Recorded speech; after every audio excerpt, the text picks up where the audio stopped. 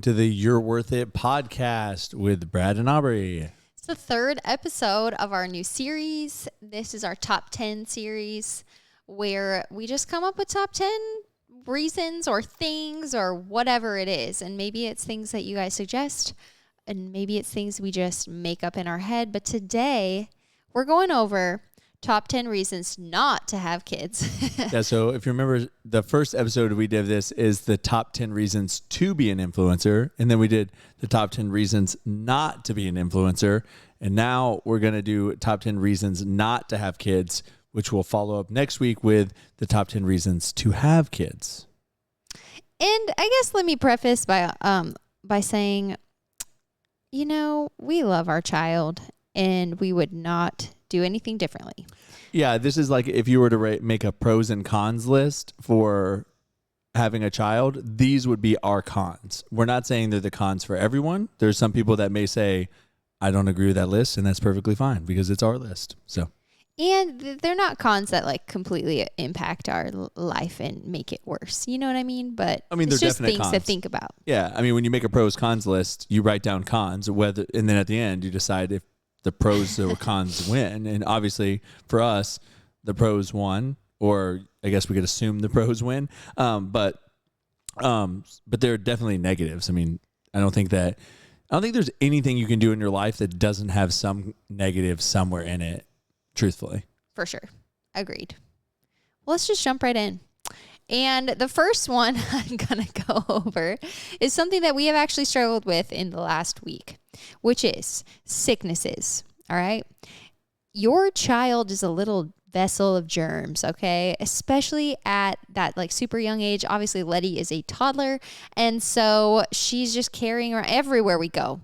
She seems to just capture all of the germs, bring them into our house, and introduce them to us, who we are people that don't normally get sick ever.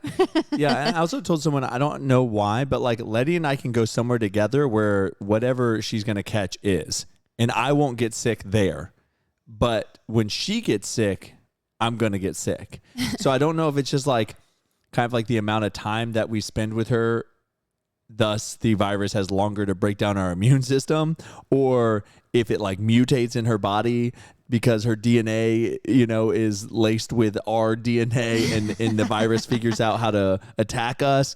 But yeah, there's something about it that like I could probably go up and hang out with someone that was sick and I wouldn't get sick. But if Letty somehow gets sick, we're all getting sick. It just incubates. So like last week, for whatever reason, she catches it first, the stomach bug. Pukes on Saturday night in her bed. I felt so bad. She didn't make a peep and proceeded to sleep in it. Okay. And I don't tell you that story with pride. I actually felt very bad as a mom. Yeah, I actually woke up early to get Letty. To let me sleep in. To let Aubrie sleep in. And I like picked her up and I was like, whoa, what is that smell? It smells like sour milk, because it was sour milk. And so I flip on the lights and I look and there's like vomit. And I was like, oh my gosh, poor baby. She was smiling. And she was happy and smiling. Time. And I was like, so I like, it was like, I got to wake Aubrie up because like, this is a two-man job. Yeah. So Brad cleaned her room and I cleaned her. And it was fine. But so Sunday she was like semi-sick. And then I still think she didn't feel good like all last week. And then by Tuesday I had gotten the bug, which I haven't gotten a stomach virus since 2010 maybe.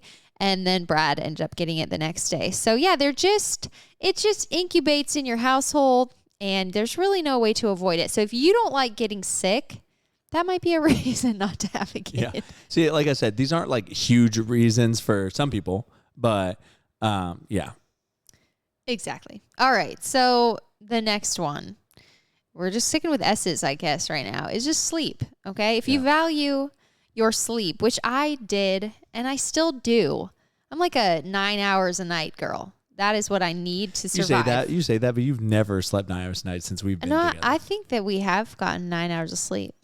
Like 10 to 7, that sounds glorious. Or even like 11 to 8. We used to go to bed like 9. Like a long time. But you didn't get up at 6. I feel like you got up earlier than that. But all right, that's fine. Okay, 8 to 9. Okay. Sounds glorious, but not 10. I'm not a 10 person. 10 hours of sleep is fine. But I have been surviving on probably like over the last or the first year of her life, maybe, like chunks of 3 hours at a time to like 7. I would say like on average, we probably get 7 now because we like to stay up a little bit later and just enjoy ourselves, Yeah, we watch TV in bed or whatever. So, yeah. So your baby will, especially at the young age when they're not sleeping through the night yet, like it takes a toll on the amount of sleep that you can have. And some babies sleep through the night like right away. Some don't. You just never know what you're going to get. Yeah, like I was talking to a guy at the gym today, and he said that his kids go to bed at 8 p.m. and they wake up at 8 a.m. Yeah. And I was like, wow. And he's like, and then they all, and they're all under 4. And he goes, and they all take a nap from 1 to 3. Nice. And I was like, wow. I mean, 12 hours of sleep is what Letty gets. I mean, no, it's not. I mean, it's 11 to 12. She goes 11. to bed at. That girl barely makes it to 6:30. She used to be on a schedule where it was 6:30 at night. We put her down, and 6:30 in the morning she would wake up without waking up through the night. So 11 to 12 is like her norm. So if she's like for some reason getting less than that, I'm like, what's going on? Something's wrong, or like something like teething is going on. I think she's definitely an 11-hour person. Right. Real. She's definitely on the low end. Like some kids are like 13 hours or 3-hour naps, and I'm like. She's never if done Letty that. sleeps for a 3-hour nap, we're both like, whoa. Yeah, I'm like, couldn't we're just you like, have told me? We're just like Letty. We're like, wow. So you do get little breaks in there, of course, because they nap, which is awesome. And then obviously, like this whole lack of sleep thing gets better as they get older. But it's always something. It's just teething or sicknesses, or they just wake up for whatever reason. But yeah, that would be a reason to think about not having kids. Yeah, for sure. If you're someone that's like, I have to sleep 8 hours straight or even 7 hours straight every night, or else I'm gonna be miserable. You'll be miserable with kids. Which you survive. I mean, you learn to function. Yeah, but some people have like they're like this is where the hill they die on. Like I will get this. So. Yeah, that's true. Next is like we were talking about the sleep. It's a lack of routine because. Sometimes she needs to nap earlier because she's tired. Sometimes she needs to nap later. I was thinking too about, especially like the newborn stage and like shortly after that, like they don't really have a strong routine. You can try to create one for them, but like you really just are winging it every single day. And so those first couple of months, for sure, you don't have a routine. And for some people that are really rigid, like it can be hard for them. And that's just our experience with Letty. There may be babies out there that you wouldn't have this on your not top 10 list because they sleep fine through the night, or, Maybe you like a lack of routine. Like some people like just kind of going through their day no matter what. So I would say we're like a little bit in between. We like a schedule and a routine, but we're not like super rigid. It's like we can be flexible. So that might be a reason not to have kids if you like routine. Obviously, the next one is something that probably every single person that wants to be a parent is thinking about: financial. Okay. Obviously, when you add another person, or maybe you have twins or triplets, and then obviously you can't plan for that, but that's what you got dealt. That is a big financial, not like burden. I don't want to say the word burden, but it's just, it's a cost that you have to think about before you have kids. And some people, it's a total turnoff, right? To be spending like so much extra money. Some people, it's not only a turnoff, but like they financially cannot. They're just like, I don't know how I would be able to do that. Which everybody makes the way, it seems, but yeah, diapers are expensive, baby food, formula if you can't breastfeed. So yeah, it's just a lot. You just got to consider it and budget for it, I guess. So. And you know what? Baby hand-me-downs are really great. So don't be discouraged about. But for example, if you stuff. budgeted $200 a month for a year, that went to something else, like say travel, which we're going to get to next, that's $2,400 a year. Maybe that's the $2,400 that you use for a vacation, but now you've got to use it for a baby. So, I don't know. It's just like one of those things. So it definitely is financial. Can you afford it? But that leads us into travel is more difficult. So not only is it maybe pricier to travel, especially after your kids get old enough to maybe cost money for a plane ticket, or, you've got to pay for them, to enter a theme park or whatever it is. But it's also just more difficult because flying with kids is harder. Especially when they're little. Driving I think with kids is harder. This entire list, it just kind of slowly improves as they get older.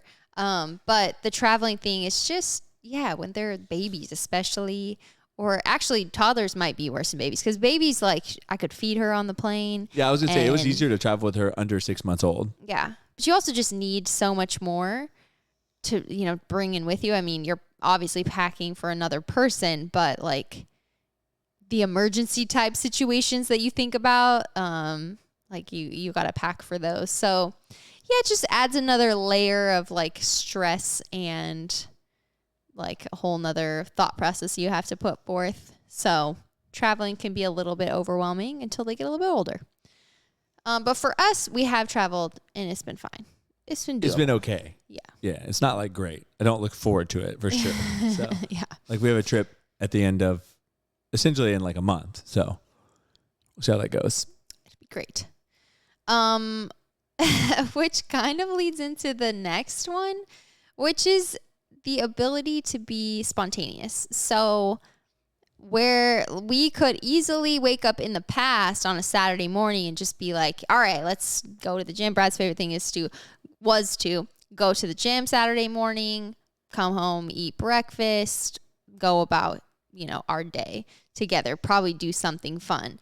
But it's not really an option to just like wake up and kind of do whatever you want or sit on the couch or like, I don't know. Don't get into that. You're already getting into other ones. Gosh. So it's more about the ability to be spontaneous is I can't look at, in my opinion, the way I've read this one is like, I can't look at you and be like, hey, let's go to the beach right now. Because you'd be like, hold on, I need to get a bag ready for Letty. I need to like get diapers. Like, is nap time gonna mess this up? Like, that kind of thing, Or if someone's like, hey, they call us on Thursday and they're like, hey, Friday, let's go do this and that. And you're like, oh, hold on. Let me see if I can have someone watch Letty, or if we're bringing Letty, if I can make it work with, whatever else. So that was one thing I didn't add to this list. And now I'm thinking of is just childcare.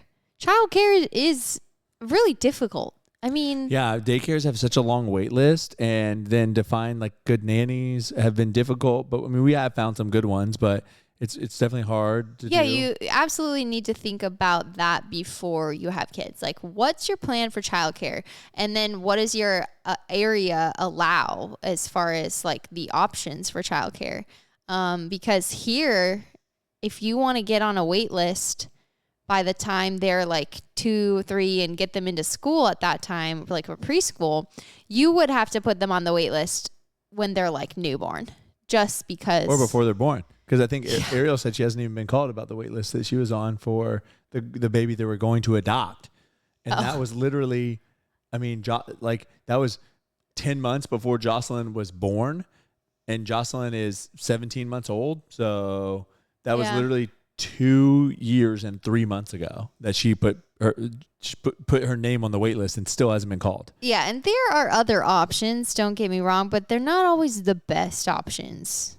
So you just have to think about what kind of quality do you want. Which also goes into the financial thing too. Childcare costs money. But, to compare like pricing of daycare, that's like $4 an hour. And then pricing of a nanny, depending on where you live, is be either like on the super low end, like $12, and on the super high end, like $25. Way more than that. Okay. Yeah, 30, 40. $30, $40 an hour. Yeah. So it's a lot. Yeah. It's a lot to think about for sure. But I'm going to jump to this one because I was kind of getting into it earlier. Your ability to just like relax and be a little bit like lazier. There are smaller windows of time where you can do that. Well, I mean, I miss like waking up on Saturday morning and being able to just like lay on the couch with you and like watch TV. YouTube. Yeah, we just, like, usually always watch YouTube. and just like eat breakfast and just like lay there and be like, oh, I'm gonna be a lazy Saturday. I do think that day is coming eventually. Your kid is gonna wake up and they have their own things to do. So it is there. It's that time is coming. So I'm trying to just enjoy now, where she actually like wants to hang out with us and play. So that's a battle for sure. And then number 7, right? 8. Or 8. Yeah. The toll that it takes on your body, and not just females going through pregnancy, that kind of thing, but I feel like it also takes a toll on a man's body, as a dad. From just like stressors. And like sleep. stress and sleep, and I think it does age you. I look older now. No, you look pretty much the same, honestly. Yeah. No, you look great. But sometimes when we look at like people that are the same age and they have like 4 kids or something, we're like, wait, you look old. You definitely got age from these kids. And then compared to people that don't have kids at all, yeah, I feel like they just still look younger. But I have a theory about that, actually. So my theory, the kids suck the life out of you. That is the theory. Yeah, they're just like soaking it up. But no, my true theory is that they put you through so much emotion, whether that's good or bad. Like, I mean, there were times, especially like in the newborn phase, where I was like crying, but then, a couple seconds later, like I was laughing. And you just think about like the smile lines and the wincing and the like stress that you're, even just like facial wrinkles, that kind of thing. Like, of course that would age you. You're actually feeling and probably expressing, and all the baby faces you make at them. Like, come on, think about how extreme your faces are when you try to do that to a baby. So I don't know. I do think it produces more wrinkles on your face. Oh, but yeah, pregnancy is fine. I think it probably gets worse with each pregnancy that you have, truthfully. So first one was good. Hopefully, I think truthfully, this is the one that worries me the most, and it's just like worrying about their livelihood as they grow older. And it's like worrying that we're doing what we can do to make sure that we're putting ourselves in the best position to support whatever Scarlett wants to do. So if she, like, I don't know. And then I also think about like home prices. Like back when my parents built a home in the 80s, it was like not even $40,000. So if you take home prices now and you say the average home is $300,000, so it went from $40,000 to $300,000, which is like almost 8 times as much. Well, is it going to go from $300,000 to like $2 million, which, would be 2.4 would be 8 times as much. So, I think about that sometimes, like, man, a $2 million home would be a $400,000 down payment. And then it would be like $8,000 a month that you'd have to pay. And so you look at that and you're like, how is she going to afford a home if I don't like make sure I'm doing what I can do to like put her in a good position, and things like that. And I know that's like at the end of the day, like, I don't think that you can worry about that stuff. Like, I doubt my parents were worried about like, how's Brad going to afford a home when he was younger, like when my parents were younger. But I don't know. You just see the state of the way things are going and you're just like, oh man. My actually like more top reason, or just like something I think about often, especially as she's getting older, and this is our last one. This is like not necessarily number 1, but just the last reason. Yeah, I think we went from like what's affecting us now to like what we're thinking about in the future. Yeah. They start to become like little humans, right? Little baby adults almost. You start to see their personality, and you think about, how you're shaping them as a human on this earth. Like, you're responsible for shaping them and kind of making sure that they obviously have a good upbringing, but that they're just going to be like good, loving adults. Yeah, it's like you're like I hope they turn out to be a good person, Like, yeah. So like for first time parents, you're like, wait, how do I do that? Yeah, like I mean, I know this is extreme, but Hitler's parents, do you think they're like, I hope my kid turns out to be like that? You know what I mean? So it's just like, yeah, I hope my kid turns out just to be a good person, So, Right. But at the end of the day, like you do have some control over that, but you don't have all the control. Like if your kid isn't a good person, like you didn't do it, Oh, yeah, it's a heavy weight to bear, I think. But that's our last item. Maybe you guys have other reasons to not have kids, but I'm excited to go over the more positive list, which is like, I think everybody should have kids. Well, not everybody. There are people that maybe aren't built for it, let's say, but I think it's an amazing thing. So whatever this list is, next week is going to trump it for sure when we talk about all the reasons to have kids. Yeah, I agree. But yeah, I mean, I think that a lot of these could be what quote unquote deal breakers for certain people. So yeah, really and then we're just being honest, right? Like this is our list. This is what top 10 is all about, is just being honest about like our list of things. So are we closing out? Yeah, that's the end. I mean, I will say you have a couple of comments. Lexi said, will kids put their hands in their mouth, touch their face like 1,000 times more than us? We probably wash our hands more. Why the kids happen to get sick more, which I agree with. And then Clumsy subscribed for 23 months. So thank you, Clumsy. Appreciate it. Thank you. You have anything to add? I don't think so, unless you want to add anything about your week. Nope. The birthday sale is going on right now for Fat and Weird. So the site's up to 40% off. So if you've never had our cookies or if you love our cookies, now's the time to stock up and buy some cookies. Really appreciate y'all's support through the birthday sale. It's always really great for us. So fatandweirdcookie.com. anything else? No, I think that's it, guys. We will see ya. Well, technically tomorrow we'll be on for their normal Twitch stream. So Okay. okay. You're worth it. You're worth it.